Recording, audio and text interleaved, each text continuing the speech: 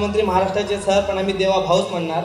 मुख्यमंत्री म्हणून आदर तर करणारच, पण तुम्हाला मनाच्या देवळात ठेवणार सर.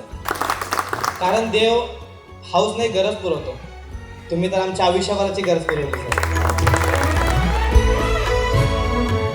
ज्याचा मी उपयोग घेतलाय, काही प्रमाणात उपभोग घेतलाय, अशा या व्यवस्थेला मला काहीतरी देऊन जायचं आहे. पण मला असं वाटतं की आपण ज्यावेळेस एखादं काम करतो, काही गोष्टी अशा असतात की ज्या जन्मभर आपल्या मनाला समाधान देतात.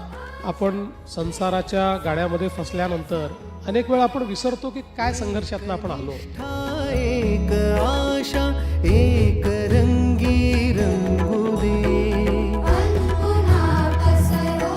मनातनं असं वाटणं की नाही समाजाकरता केलं पाहिजे, आपण त्यातनं गेल्यामुळे ती संवेदना आपल्याला समजते. त्यामुळे ती संवेदना ही सहवेदना कशी होईल असा प्रयत्न आपण सगळ्यांनी करावा.